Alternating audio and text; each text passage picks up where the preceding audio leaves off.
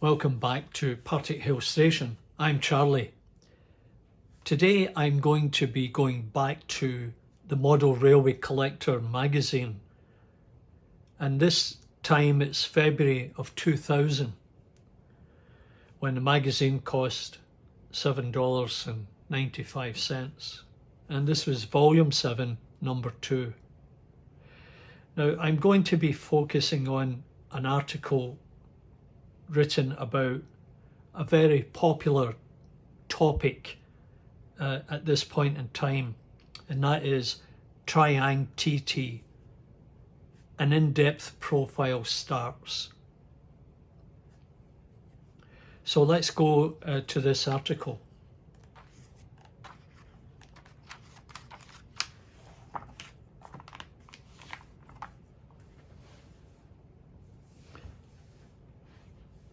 Now this is under collecting, and it's tabletop from Triang. Part 1, getting a toehold. Pat Hammond profiles Margate's venture into 3mm scale. And here is the presentation box with a ubiquitous middle-income dad with his pipe and his son with this marvellous layout that I never had. And what you received in it was 2 chocolate and custard coaches, and I believe that's the Britannia, and rails, and that may be the rail connector for the power unit.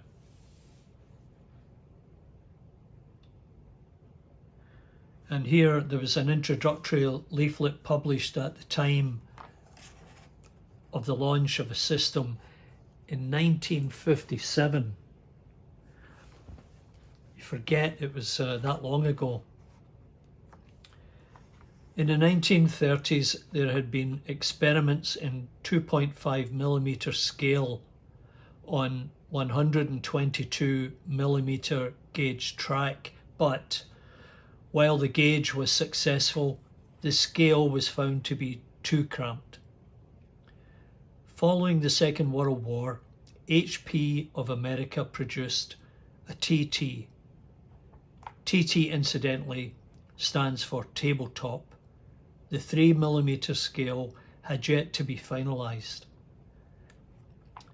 And so the TT system, again in 2.5mm scale, TT stands for tabletop, and at that time referred simply to a scale smaller than 4mm. The 3mm scale had yet to be finalised. In 1950, the German Rockow system was developed in a slightly larger scale. Rockow was imported into Britain in 1951, and this rekindled interest in TT. However, apart from Pico, who produced the mini-lay track, few others responded. For TT to become a significant player, a major company had to do something. In 1953, Walter Lyons, chairman of the toy manufacturing giant Lyons Brothers Limited, returned from a trip to the continent with a train set manufactured by Wessa of Switzerland. He gave instructions that Rovex Scale Models Limited, who were manufacturing the Triang Railway's 00 system, start work immediately on a Triang TT system. So you can see the first Triang TT train set here.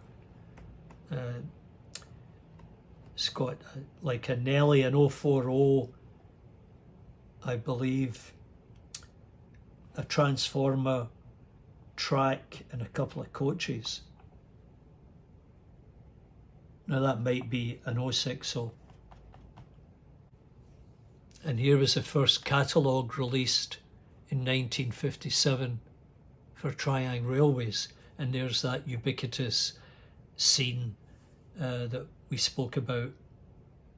Available at the launch of Triang TT, the 4 small tank wagons were miniature replicas of the 00 models. Now, I must say I haven't seen any of these tabletop models. The 3 types of suburban coach as used in original sets. Note the running numbers embossed.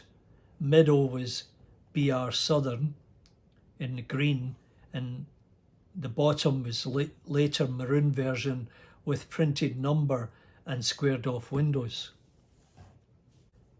So getting back to the article, this was not well received at Rovex, where management were struggling to cope with the staggering success of 00 system.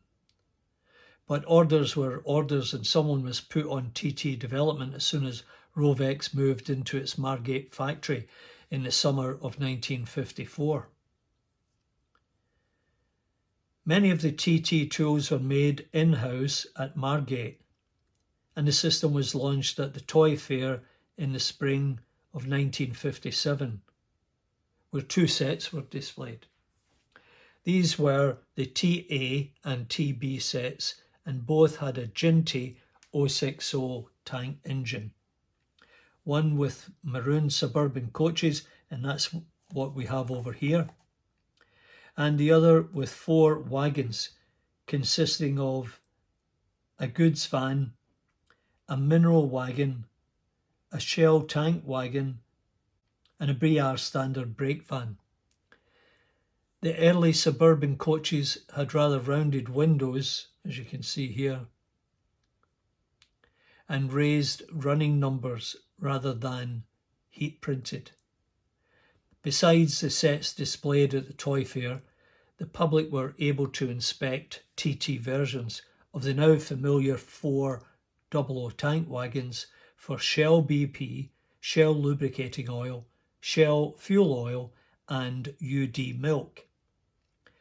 Track was initially restricted to straights and curves, but later, in 1957, half curves and small radius curves were added. Still more track following the next year. This early track had a brown solid base, not unlike the grey standard track of the 00 system, and was later to be referred to as Type A. And here's the 1958 Triang Railways catalogue.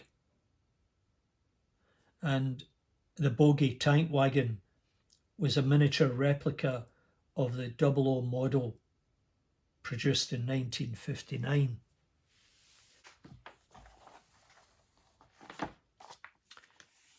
And so here's a list of Triang train sets.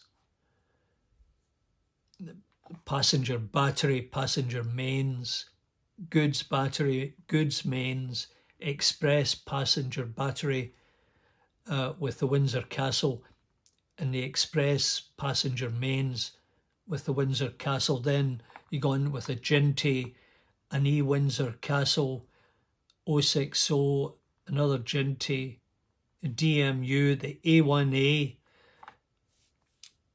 Tintagel Castle, the French 060 tank, and the EST Pacific.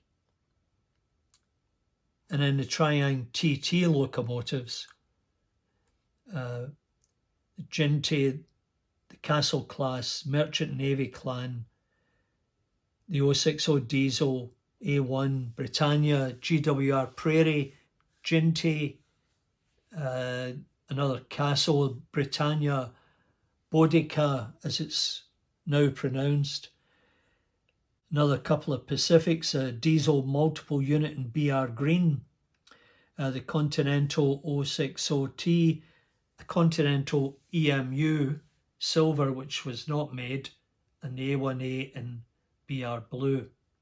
So it's amazing that they had made that many models and were available. And there's the T1 train set with what is probably the Battle of Britain and 3 coaches. A long base wheel van in 1958, and here's the catalogue in 59.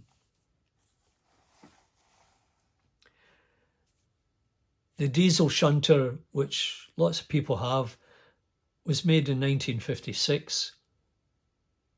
Now, assuming if that was the Triang one, they would have made a similar diesel unit in 00.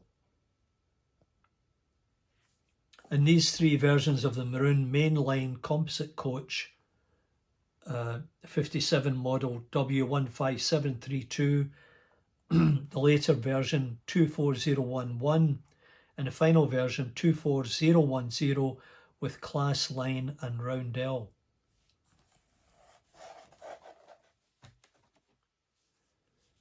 Bogie bolster with timber load was produced in 1960. Bogie well wagon in 1958. And the open truck with a drum load was in 1959. So in the summer of 1957 saw the release of the TT engine shed, a range of station buildings, and in time for Christmas. Windsor Castle in BR livery and a pair of mainline coaches, a composite and a brake end. These were available as solo models and in the TC and TCX sets. The coaches were in maroon livery, which had recently been adopted as a standard on the Western region. All locomotives and rolling stock were fitted with tension lock couplings, which had not yet appeared on the Triang Railway's 00 system. To distinguish it from the larger gauge system, the new TT products were packaged in yellow boxes with red printing, and these would soon become a very familiar sight in model shops. Sets were available either with a battery box or a mains controller. The latter carried an X suffix to their code. At last, the market had the impetus it needed to see TT taken a serious scale for modelling. Other manufacturers quickly jumped on the bandwagon, producing accessories in the scale. For many, this meant smaller versions of existing models, but track, card buildings, wagon kits, and line side accessories quickly appeared. Lyons brothers were determined to give their new baby a fighting chance. This meant producing a sizable range of models to demonstrate their confidence in the system and convince retailers and the public that Triang TT was here to stay and therefore worth buying. Thus, the 1958 catalogue showed 9 new wagons and a new coach, as well as a level crossing footbridge, signals, etc. The new coach was a maroon restaurant car, and the new vehicles were a cattle wagon, a horse box, a bogie bolster, a meat van, a fruit van, a well wagon, a low-sided wagon, an ore hopper, and a grain wagon. 1959 saw the addition of 3 new locomotives. The greatest excitement was shown for the Merchant Navy class Clan Line in unrebuilt form. The prototype was not rebuilt until September that year. Like the Castle class locomotive of 2 years earlier, this had not yet been modelled for the 00 system, and neither ever were. Another model which appeared in TT scale before 00 was A1A Class 31 diesel electric. This of course required a motor bogie in the new scale. The third new locomotive was the 060 diesel shunter, which used the Ginty chassis and, like its larger counterpart, had no outside frames. Mainline coaches could now be bought in green, as well as chocolate and cream, and the suburban coaches were also available in green. 3 green mainline coaches and Clan Line formed the new T1 set. Another new set, T4, contained the diesel shunter and 3 wagons, the mineral wagon, low-sided wagon and brake van. Strangely, there were no TT plank wagons until 1959, when a red ICI bogie tank wagon and a number of loads for wagons had been tooled up. The latter led to the 7 plank wagon, ore wagon, mineral wagon, bogie bolster and low-sided wagon being released with loads to generate a further 8 models. In the same way as 00 standard track was replaced by more realistic Series 3, a second type of TT track was available in 1959, though it was really a cross between 00 Series 3 and the yet to be released Super 4, called Type B. It had a simple sleeper web in black plastic. With the use of the Type B track in the train sets, they were all recoded. The Castle set was now T3, the Ginty Suburban set T5, and the Ginty Good set was T2.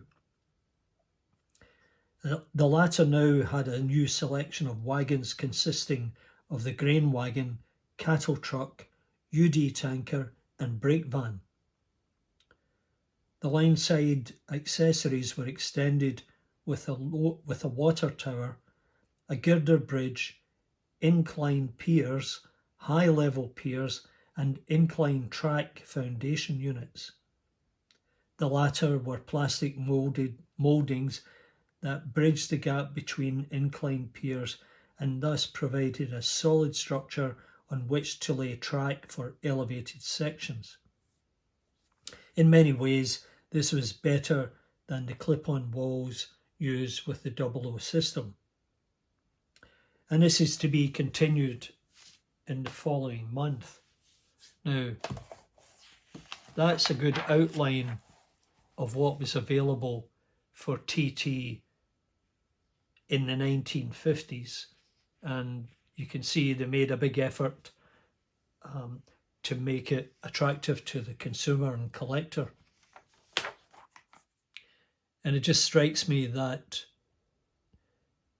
the Class 33 diesel and coaches that I showed in a previous video quite possibly could be TT.